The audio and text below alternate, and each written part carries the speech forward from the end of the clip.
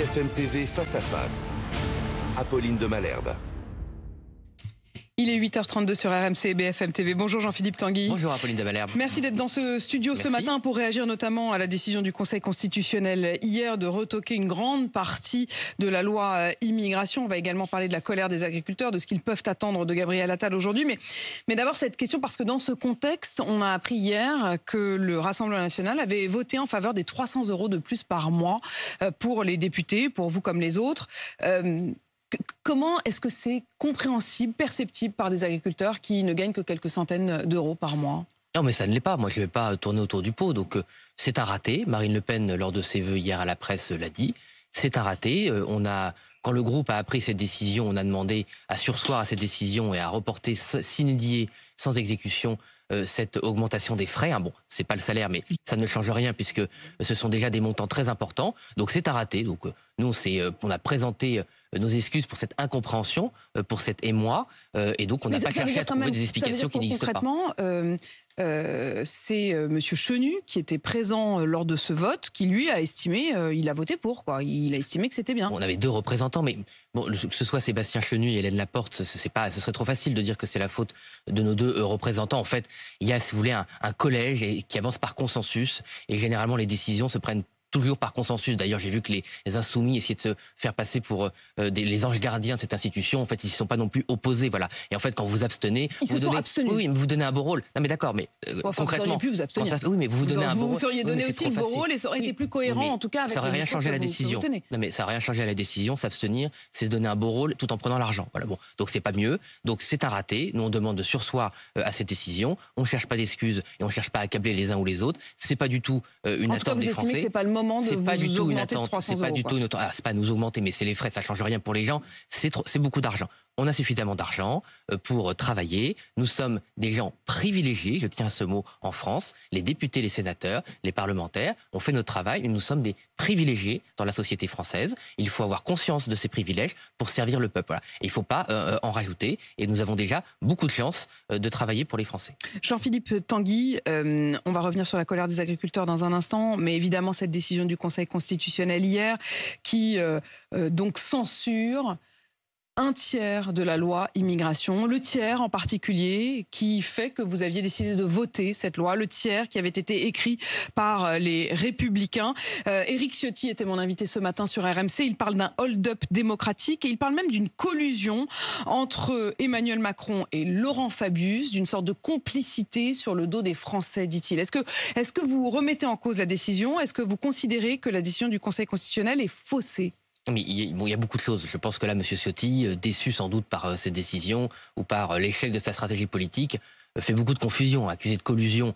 Président du Conseil constitutionnel et président, je pense que là, on est dans le mur. C'est pas le sujet. Le sujet, c'est que depuis des années, c'est pas nouveau. C'est là où la position des Républicains n'est pas sincère avec les Français.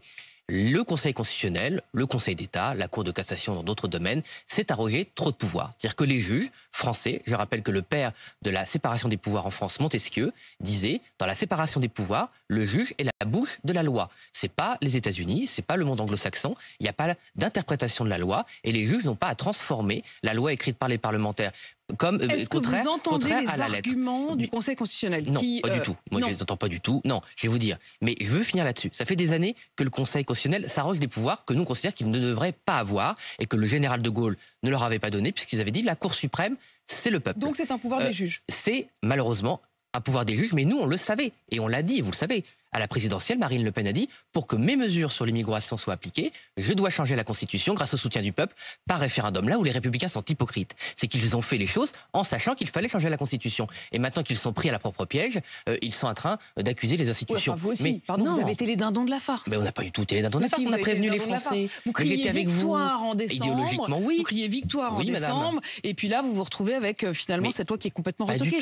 Pas du tout. Nous avons prévenu les Français. On a voté cette loi, vous retrouvez les déclarations déclaration de Marine Le Pen, de Jordan Bardella. Dit on la vote puisque les Français ne comprendraient pas qu'on s'oppose à des mesures qu'ils soutiennent massivement. Mais nous savions que le Conseil constitutionnel allait censurer tout ou partie de la loi avec des arguments fallacieux. Alors, quels sont les points sur lesquels vous considérez que le Conseil constitutionnel a des arguments fallacieux? Vous ne considérez pas que le Conseil constitutionnel a jugé vraiment, en regardant la Constitution, en estimant véritablement que ça fausse la Constitution? Non, ils sont dans la logique, dans la dérive qu'ils incarnent depuis des années. C'est une dérive politique. Oui, c'est une dérive politique, c'est-à-dire qu'ils prennent un pouvoir que les institutions ne leur ont pas donné et qui est contraire à la tradition française. C'est-à-dire que les juges doivent obéir à la loi, point final, ils ne donnent pas leur avis, ils n'interprètent pas les grands principes du droit français. Le cavalier législatif, ce qui a permis la disposition, le concept qui a permis de censurer l'essentiel des concepts de la loi. Il se considère que c'est des trucs qui n'ont des dispositions qui n'ont rien à voir, qui n'ont rien à voir avec le texte. Bon, le délit d'irrégularité, c'est-à-dire le fait de ne pas être présent de façon clandestine sur le territoire et que ce soit un délit. Bon, les Français vont pas comprendre que ce n'est pas de rapport avec un texte sur l'immigration. Donc là, on voit bien qu'on abuse de ce concept. N'ont pas de rapport avec la loi immigration. Tous ces points ont un rapport. Le texte constitutionnel dit qu'il faut que c'est un lien direct ou indirect. Bon, si le fait de sanctionner un clandestin n'a pas de lien avec une loi sur l'immigration, c'est n'importe quoi. Après, il y a aussi des censures sur le fond. Par exemple, article 38, le Conseil constitutionnel considère que prendre des empreintes digitales ou une photo d'un possible clandestin ou d'une personne qui demande à être régularisée sans son consentement, c'est un abus sur nos valeurs. Bon, écoutez, prendre une empreinte digitale ou prendre une photo, considérer que c'est enfreindre nos valeurs, je crois que les Français ne partagent pas cette analyse. Donc on voit bien que au-delà de la collusion, ce sera donc interdit. Oui, c'est censuré. On voit bien qu'on est totalement dans une dérive, un abus de droit du Conseil constitutionnel, mais sur la longue durée, que l'on savait. Marine Le Pen, Jordan Bardella avaient prévenu les Français. Donc maintenant, on est face au mur. La réalité, c'est qu'il faut consulter les Français par référendum pour qu'ils puissent réaffirmer leur volonté et leur souveraineté par rapport au pouvoir des juges, par rapport au traité européen. Voilà. Vous demandez donc un référendum sur l'immigration. Dans le même temps, Emmanuel Macron a fait savoir dès hier soir qu'il demandait à Gérald Darmanin d'appliquer le plus vite possible cette loi. Et d'ailleurs, je voudrais qu'on entende le ministre de l'Intérieur qui disait hier qu'il allait la faire appliquer le plus vite possible. La loi, elle a très peu besoin de décret d'application. 80% de ces articles s'appliquent immédiatement.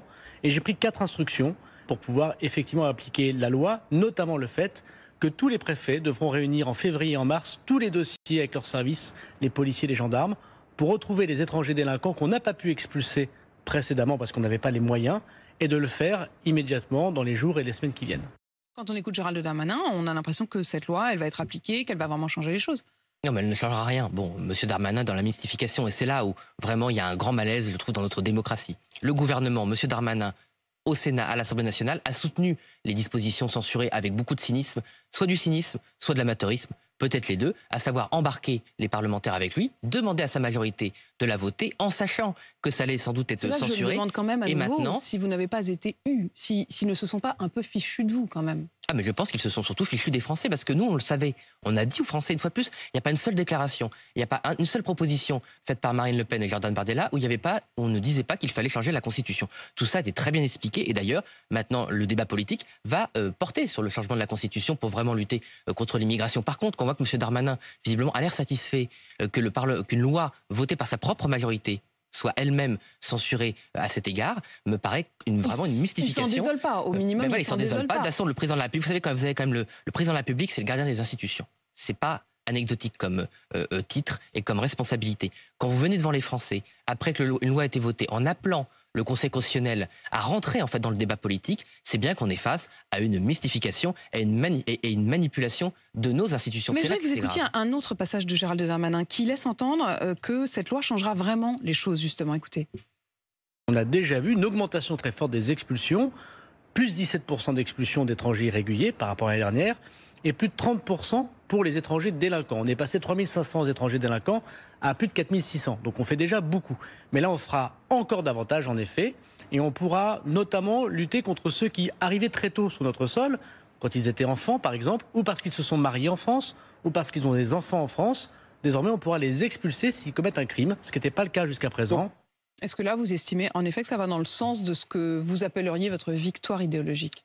Écoutez, moi, s'il y a des criminels, des délinquants qui sont expulsés, tant mieux. Mais on entend bien par les chiffres que donne M. Darmanin qu'on est encore dans l'anecdotique.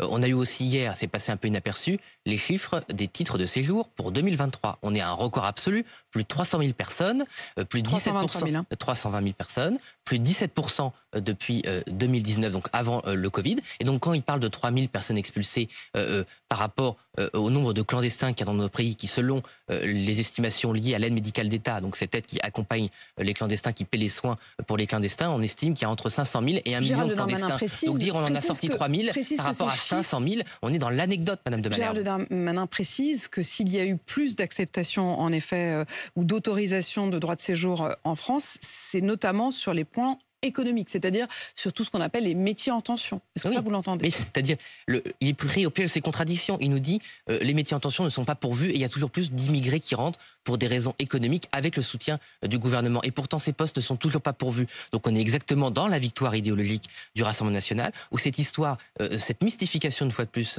du besoin d'avoir des immigrés pour remplir les métiers en tension est un mensonge que l'on sort depuis 50 ans. Donc ça fait 50 ans qu'il y a toujours plus d'immigrés et il y a toujours autant de postes en tension, parce que c'est un problème de logement, c'est un problème de salaire, c'est un problème de droit du travail, de réglementation. C'est pas du tout un problème d'immigration, puisque les chiffres aussi hier du chômage ont continué à augmenter. Donc quand il y a autant de chômeurs, autant d'immigrés, autant de clandestins, faire croire qu'on a encore besoin d'ouvrir plus les frontières, c'est vraiment une mystification et c'est, on peut se dire, se moquer des Français. Jean-Philippe Tanguy, avant de passer à la colère des agriculteurs, un mot encore sur le Conseil constitutionnel.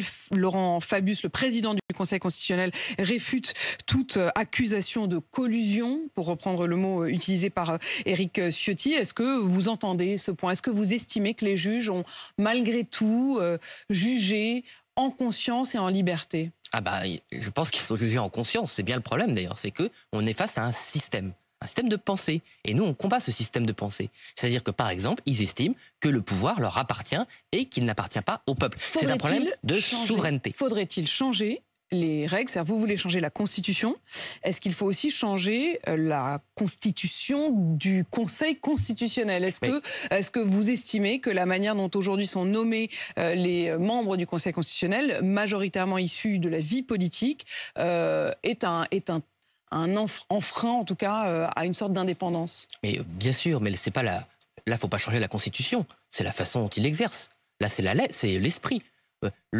Le général de Gaulle n'a jamais nommé des politiciens. Voilà, il nomme des politiciens, des gens qui étaient dans leur système de pensée, et en fait, ils sont jugés partis puisqu'ils jugent leur propre loi. Il n'y a pas besoin de changer les règles. C'est simplement quand on les applique, c'est-à-dire le président de la République, le président de l'Assemblée nationale, le président du Sénat, quand ils choisissent les membres, devraient s'interdire de choisir des membres de la vie politique. Ça se passait très bien pendant une cinquantaine d'années. Des personnalités qualifiées, des gens qui ont une éthique, qui sont reconnus pour leur intégrité, et pas des anciens politiciens qui par ailleurs ont échoué et qui sont jugés partis puisqu'ils jugent une grande partie leur propre action passée. Donc on est dans la contradiction permanente. Mais surtout, il faut appliquer pleinement la Constitution avec le référendum. Quand il y avait un conflit entre le général de Gaulle, par exemple, et les corps intermédiaires, eh bien, on faisait le référendum. Et c'est les Français qui arbitraient ces sujets. Voilà. Quand c'est des sujets aussi importants qui donnent un horizon à la nation, comme l'immigration, comme la souveraineté, on pourrait aussi parler des traités de libre-échange pour les agriculteurs, c'est les Français qui doivent choisir leur destin. Et ils ne peuvent pas avoir quelque chose aussi important que l'immigration, le contrôle de leurs frontières, leurs valeurs fondamentales, confisquées par des juges qui sont légitimes, mais qui ont malheureusement pris la dérive anglo-saxonne que l'on connaît dans toutes les démocraties occidentales. Jean-Philippe Tanguy, pendant ce temps-là, les agriculteurs encerclent Paris avec la volonté peut-être même d'aller jusqu'à Rungis ou les aéroports. Est-ce que vous continuez à les soutenir, y compris s'ils vont jusqu'à bloquer des points stratégiques comme Rungis? Mais bien sûr, d'ailleurs...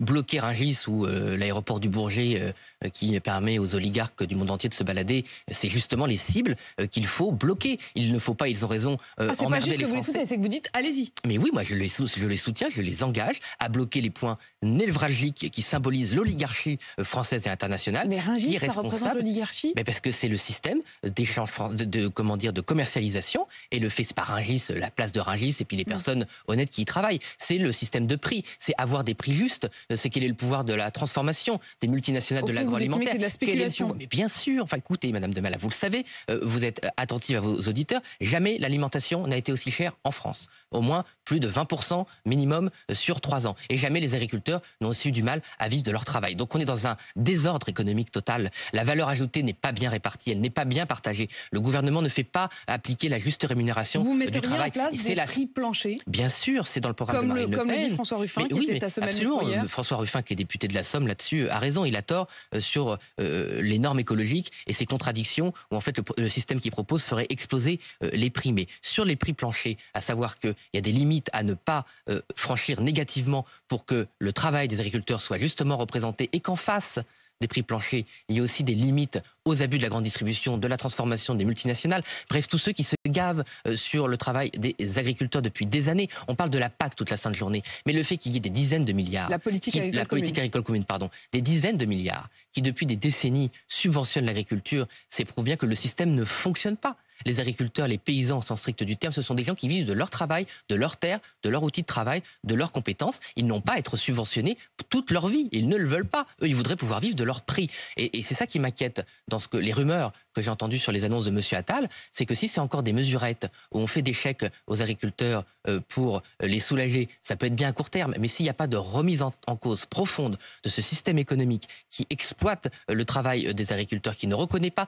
d'ailleurs à la mesure de tout ce que les Français ont en France... fin au système même de la PAC. Mais le système de la PAC si je vais au bout de peut être un logique. accompagnement. Par exemple, le système de la PAC pourrait être un accompagnement pour investir, pour faire de la recherche, pour faciliter les remembrements, mais pas pour ce qui est du revenu de la production agricole. Ça ne devrait pas, sur le moyen terme, il s'agit pas, attention, après je ne veux pas être mal compris, il ne s'agit pas de retirer aujourd'hui les subventions. C'est juste que les agriculteurs, dans une échéance de génération, doivent pouvoir vivre de leur travail. Or, donc un système qui était temporaire, aidé par rapport aux irrégularités du marché, est devenu un système permanent. Et vous le savez, les agriculteurs se sentent tenus aussi par ce système de subvention. Parce qu'on ne leur fait pas un chèque. On leur dit, si tu veux ton argent, il faut que tu respectes cette règle, que tu te comportes comme ça. Et c'est la raison pour laquelle une partie de ces agriculteurs disent d'ailleurs ne pas avoir reçu... Je vais vous donner un exemple quand même, je pense, qui va intéresser nos auditeurs. J'ai saisi, bien avant la crise agricole, Marc Fesneau sur un exemple consternant. Un agriculteur de chez moi, de la Somme, a une retraite de 40 € par mois. Et comme il touche une retraite de 40 € par mois, il n'a plus le droit à toucher aucune PAC. Et le ministre m'a reconnu. Mais oui, mais comme on veut qu'il transmette son exploitation à quelqu'un parce qu'il est trop vieux, eh ben, il ne peut pas cumuler 40 € de retraite et les aides de la PAC. Donc ce monsieur, aujourd'hui, est en situation de grande pauvreté et de détresse parce qu'on veut le forcer à transmettre son exploitation. Il a le droit de vouloir continuer à travailler. Et s'il veut avoir sa toute petite retraite, mais qu'il doit continuer à travailler, c'est pas à Marc Fesneau ou à un technocrate européen de lui dire « je vous coupe vos moyens de vivre parce que je veux que vous ayez un comportement différent de celui dont vous avez la liberté de choisir. » Vous arriveriez là, en Haute-Garonne, tout à l'heure, comme le fait Gabriel Attal, vous diriez quoi? Parce que pour l'instant, vous avez beaucoup soutenu, mais quelles sont les propositions concrètes? Plusieurs propositions. Première proposition, on remet à plat le système de prix. Alors on dit, le gouvernement devient l'arbitre. On sait très bien, vous savez, le ministère de l'Agriculture, il sait très bien les prix de revient de chaque production. Donc on sait le prix de revient, donc on sait le prix plancher, et on répartit la valeur ajoutée de manière juste. Et quand la grande distribution et l'agroalimentaire ne respectent pas les règles, eh bien c'est l'État qui devient l'arbitre. Nous suspendons l'application d'un certain nombre d'accords de libre-échange et l'agriculture... Nouvelle-Zélande, Mercosur Mercosur, le Canada, le CETA, le Vietnam, bref, après presque tout en fait, les accords de libre-échange. Et on peut renouer avec une fois qu'on aura rétabli des mesures justes. De toute façon, pour la transition écologique... L'Ukraine, on ferme la frontière commerciale avec l'Ukraine? L'Ukraine ne peut pas inonder nos marchés de produits qui ne respectent pas nos normes. Si par contre les produits ukrainiens veulent juste transiter pour aller en Afrique du Nord, bref, pour ne pas mettre des pays dans la famine, c'était ce qui était prévu au départ, ça devait transiter. Or ça ne transite pas, on inonde nos marchés avec de la concurrence déloyale. Les agriculteurs, ils ne veulent pas que les Africains ou d'autres pays en voie de développement meurent de faim. Ils veulent juste que eux ne meurent pas de faim. Je rappelle les choses. En réalité, les bateaux qui partaient d'Ukraine et qui souvent avaient des cargaisons qui étaient achetées, des cargaisons de blé notamment, qui étaient achetées par les pays du Maghreb notamment, ces bateaux ont été bloqués par la Russie. Et c'est à ce moment-là que donc l'idée de l'Europe, par solidarité avec l'Ukraine, a été de laisser toutes ces cargaisons, notamment de blé, traverser l'Europe. En réalité, au lieu de traverser, effectivement, elles sont vendues sur le chemin. Qu'il y avait une bonne intention, que les agriculteurs de tout le continent européen partageaient et que c'est une fois de plus détourné. Donc en fait c'est toujours cela. On utilise des bonnes intentions, l'écologie, le respect des droits des animaux, pour en fait saccager le travail des agriculteurs et ne pas les respecter. Et enfin, il faut prendre à bras le corps évidemment les normes, mais ça c'est pas une baguette magique, il y a un travail à faire pour dénormer, et c'est pas une baguette magique, mais il faut faire ce travail dans la durée. Et surtout, il faut aussi renouer avec la confiance envers nos agriculteurs. Moi, quand je vois M. Ruffin qui vient sur votre plateau et qui défend les agriculteurs, je lui fais pas de procès. Mais pourquoi il vient soutenir à Sainte-Soline les gens qui vont saccager les exploitations, qui vont saccager... Pour vous, c'est contradictoire, c'est une forme de et en même temps de la gauche, même quoi. Pire que ça, ils sont allés saccager, Madame de Malherbe, les serres de recherche pour faire des salades qui utilisaient moins d'eau. Ça a été dans le coin de Nantes. Mais oui, d'accord, des semences qui utilisent moins d'engrais. Donc en fait, le problème de ces écologistes de façade, c'est qu'en fait, ils regrettent un système, mais ils l'aggravent, puisqu'ils empêchent les gens de faire de la recherche. On a encore entendu des énormités sur les nouveaux OGM pour faire peur aux Français, alors que c'est une Française qui est prix Nobel de recherche, qui a développé les technologies qui permettent d'utiliser moins de pesticides, d'utiliser moins d'eau, de résister aux insectes. Bref, il faut aussi renouer avec le progrès. Un dernier mot, Jean-Philippe Tanguy. Le ministre de l'Intérieur a dit qu'il n'enverrait pas les CRS pour déloger les blocages. Vous êtes d'accord ? Et bien sûr, ce sont des gens qui luttent pour leur survie. Moi, quand je vois qu'on déplore des incidents, d'accord, mais la réalité, c'est que vous avez des agriculteurs qui se suicident chaque jour dans le silence. Donc le vrai scandale, il est là, il n'est pas dans déverser du lisier. Merci Jean-Philippe Tanguy d'être venu dans ce studio ce matin répondre à mes questions. Je rappelle que vous êtes député RN de la Somme, vice-président du groupe RN à l'Assemblée nationale. Il est 8h52 sur RMC BFM TV.